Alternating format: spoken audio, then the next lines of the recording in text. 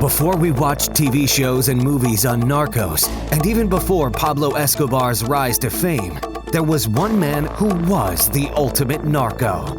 He lived the narco life of greed, money, and power, but found a way to reclaim his life and use his astonishing experiences to empower others to live a life of hope, meaning, and redemption. Welcome to the Narco Mindset Podcast, where Dr. Jorge Valdes shares his journey through life before and after the Medellin Drug Cartel, from torture and multiple prison sentences to how he refocused his life onto a path of principles learned as a narco.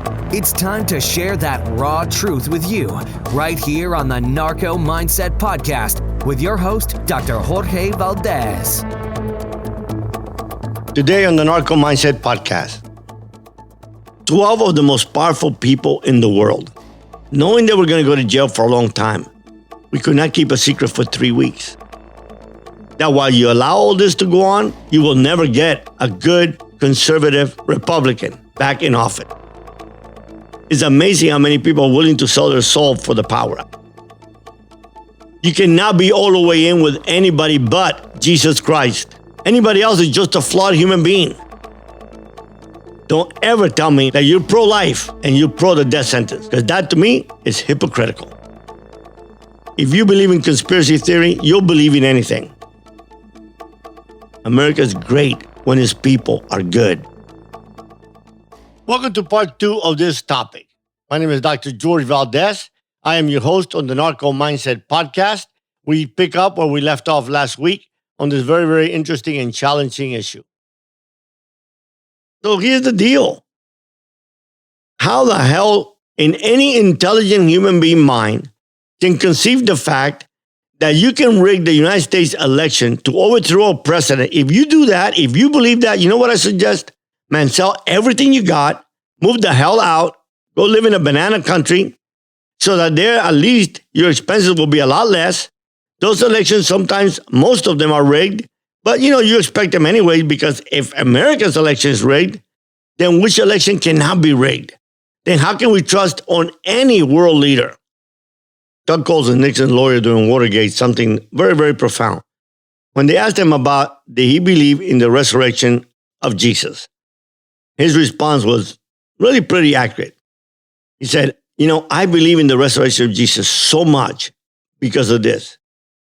12 of the most powerful people in the world, knowing they were going to go to jail for a long time, we could not keep a secret for 3 weeks.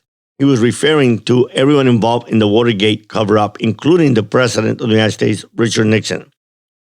He said, so then how hundreds and thousands of people saw their children be eaten by lions, saw their husbands being burnt as a torch, so many died because they were not willing to say that Jesus did not rise because they saw him rise. So how can all those people keep a secret for 100 years when only 12 could not keep it for 3 weeks? And that's what I say about this election. Conspiracy theories are exactly that. They are just something, a tool for people that just need something in their lives. People that don't have a mind to think by themselves. People that just need an excuse for why they lost. Because we no longer live in the world. And maybe it's because, let's go back to even Little League. When I was playing Little League and I was playing in baseball, you had a winner, you had a loser. But I was shocked that when my son started playing Little League, all of a sudden, everyone got a trophy. Bullshit. I was so mad about that. Not everybody wins. Life is made up of winners and losers. If everybody wins, then what the hell is life all about? What's the fun in life? What is the challenge in life? And if everybody loses, then what's the sense of striving to win? So in life, we must have a winner and a loser. But a man, a real man, when he loses, recognizes that he loses, picks up his pieces and figures out, how can I come back better? What did I do wrong? Why is it that 6 million people did not want me? And he brought a lot of people that believe in him. But why is it that 6 million people did not want me? How about all those religious leaders that God spoke to them? And they were so convinced that God told them that Donald Trump was going to win. Here's the deal, man. For me, when I heard that, I was so pissed. Because you're telling people that God's talking to you and that God's telling you that he don't give a shit, that someone is a liar over and over and over again, that someone is an adulterer, that someone has done all this horrific thing, that someone cannot even, his ego is so freaking big that when a 12-year-old, climate activist says something about him, he just couldn't keep his mouth shut and say, hey, I'm the president of the United States. I'm the most powerful man in the world. No, he had to go and attack her and attack every single human being. Every single human being that says anything about him. Come on, people, let's wake up. We need to perhaps realize that the reason 6 million more people voted against him and so many people came out like never in history is because perhaps people are tired. I've heard from some Republican friends of mine that used to be in Congress. And they said this to me and they said, George, you know what? Most of the people in Congress and in the Senate are happy that he lost because they're exhausted. But you know what? The interesting thing about it is loss after loss after loss. And he gets all these clowns to go out there, 3 of them, because even dignified lawyers, thank God, have the dignity not to even get out there. So he gets these women that then, because with Donald Trump, I love you one day and the next day I just don't love you anymore. One day you're the smartest person in the world. The next day you're the biggest idiot that I ever seen. Because it's all transactional. I've known many, many people like that. I'm about to do my next podcast is going to be how Donald Trump and his congressional supporters are so similar to Pablo Escobar and his sicarios. And believe me, I've been working on this now for a while, and it's amazing to see the similarities because they're all character flaws, right? So then we have all these people in the Senate that don't have the balls to call him president-elect because they are afraid, like a little chicken, they're afraid to go ahead and say anything negative because he knows he's going to get that Twitter paddle and spank their ass. Listen, elected officials, and there's a lot of good ones. Listen, when I talk, please understand, I'm generalizing. I'm not mentioning every single one of them. I have respect for Mitt Romney. He came out and said, and I haven't agreed, and I voted for Mitt Romney, and I haven't agreed with everything that he said throughout this whole process. But you know what? The man came out and said, this is despicable. I guess he's the only one that ain't scared of the paddle. But then you got little Marco Rubio and Lying Ted. My God, Ted Cruz and Graham. Graham, I mean, my God, how can these people have any dignity? Little dignity. Power is so important to them, they don't give a crap that he said horrors. You take a Ted Cruz, for example. If someone ever said the things that Trump said about my wife, about his wife to my wife, or about his father to my father, he never ever speak to me ever again.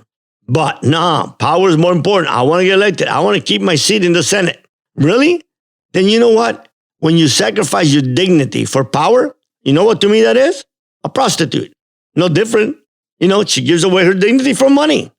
Sometimes some of them need it. Other ones might like it. But to see these people come out and defend them, because when they kept silent at the beginning of the loss, Donald Jr., who, according to so many people that know them, Trump hates, Donald Jr. came out and started threatening them because Donald Jr. and his girlfriend, who will give lap dances to supporters, well, that's what she said, will go ahead and want to take over the RNC because there is no more RNC and there is no more Republican Party. It is the party of Trump. And you know what's sad? That while you allow all this to go on, you will never get a good conservative Republican back in office. And there are some good young people. Look, I love Nikki Haley. She ain't going to get a chance. I can't believe Mike Pence. I guess he doesn't ever want to run for president because he better realize that Trump is never going to nominate him. He's going to nominate his daughter. If he had done 8 years, the next candidate would have been Ivanka.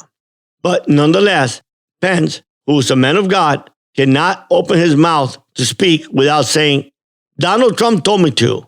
I'm here to represent President Donald Trump. Don't you have a personality? Don't you have your own identity?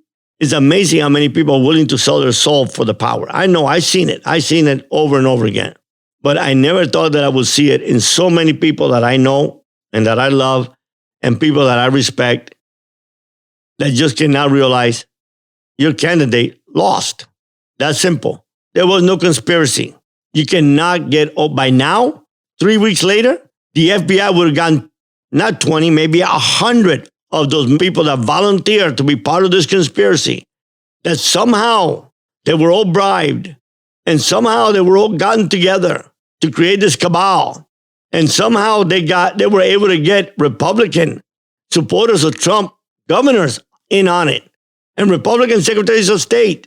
Because now those people that we used to say good things about, you know what we say about now? They're the enemy. They're never Trumpers. Because you're either all the way in or you're all the way out. That's bullshit. You cannot be all the way in with anybody but Jesus Christ.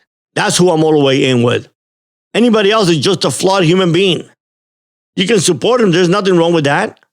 You can admire some of the good things that he's done. I said that most of President Trump's wounds are all self-inflicted because he just couldn't keep his ego under check because he had to be the best because it's all about ego, right? So at the end of the day, now we're going to see what happens. I know he's going to pardon all those people, and I would venture to say, here, now you heard it here on the Narco Mindset podcast, that he's going to pardon himself. Why? Because he don't give a shit. He's going to try it. Now, it looks like I've been just attacking President Trump over and over again. Look, I have no feelings for him one way or the other. I lose no sleep over him. I feel bad for what the things that he has done, separating children at the border from their mother. And I even had a good friend of mine say to me, oh, those children were rented. Holy shit. No, they were not rented. They're kids with mothers that are mostly indigenous. That means they're never going to be able to find their children. He didn't give a damn about that. And then for all my pro-life friends, don't ever tell me in front of my face that you're pro-life and you're pro the death sentence. Because that to me is hypocritical. Pro-life means all life. Only God gives life. Only God takes life. So don't tell the world that you are pro-life. For the first time in many years, President Trump and Barr brought back the death sentence in the federal system and executed 2 human beings created by the same God. Yeah, they committed horrific sins and horrific acts, but they were created by the same God that created you all.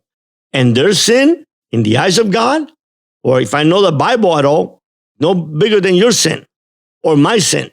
See, for God, there is no sin. There is no colors of sin. That's us. For God, there is no alternative truth. You liar or you say the truth. For God, there is no person that is half dignified and half undignified. You're either dignified or you're not. You're either a person of your word or you're not. You either love God when you love your neighbor or you do not. Because he said, how can you love God who you've never seen when you cannot love your neighbor? And nowhere did he say that that neighbor had to be white. Nowhere in there did he say that neighbor had to be heterosexual. Nowhere did he say that neighbor could not have been divorced. No. God don't care if that neighbor is gay, is heterosexual, is white, black, Muslim, atheist.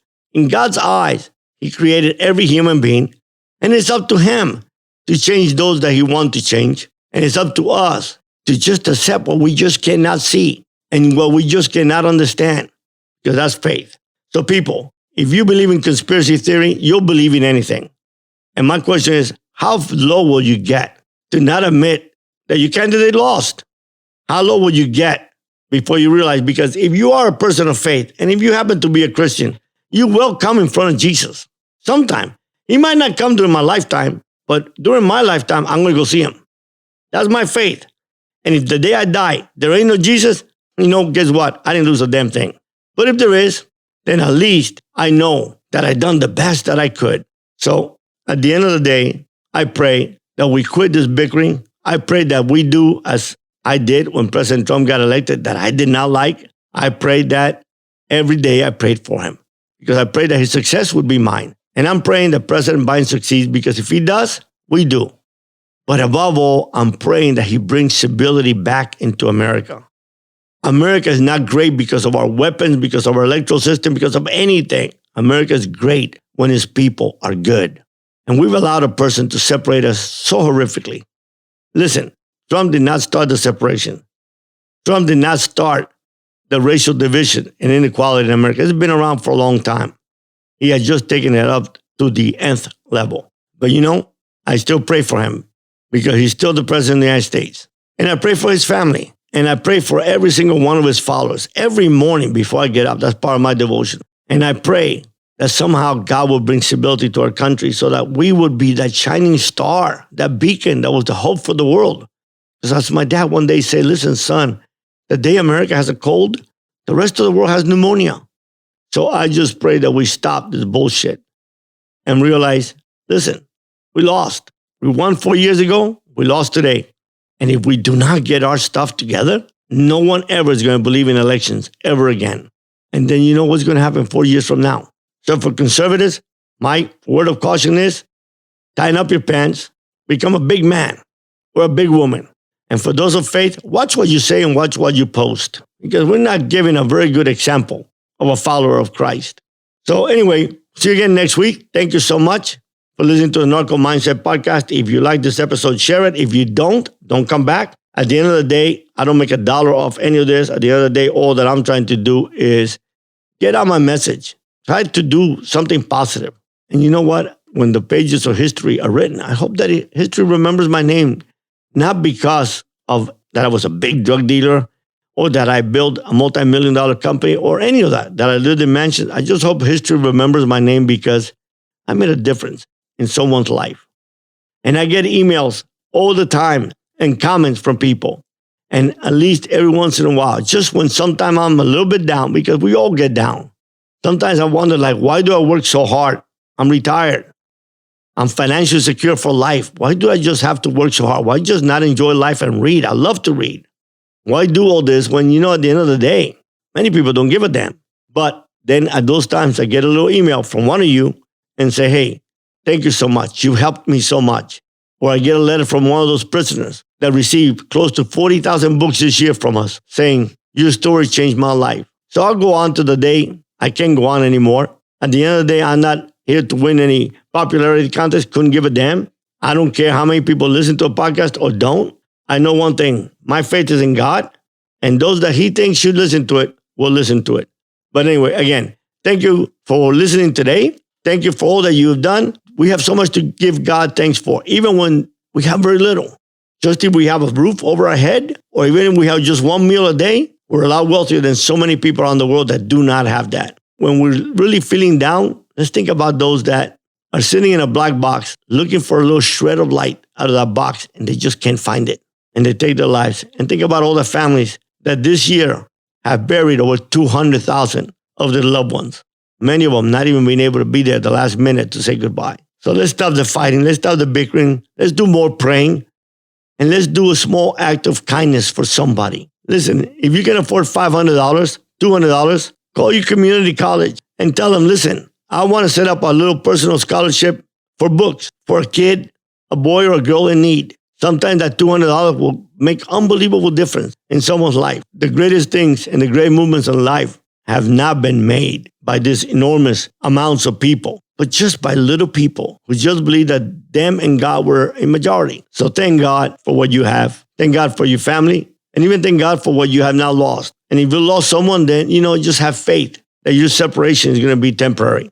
Every day my prayer for you is that you find what you're looking for. And above all, the peace of that God that surmounts all understanding will reign over your life. God bless you, and see you next week on the Narco Mindset Podcast. We've come to the conclusion of this episode of the Narco Mindset Podcast, but your path towards hope, meaning, and redemption continues. For more information and resources to help you on your path towards finding a life built on integrity, honor, and truth, head to JorgeValdezPh.D.com and join our community. We appreciate you joining us for this episode and look forward to helping you find your turning point right here on the Narco Mindset Podcast.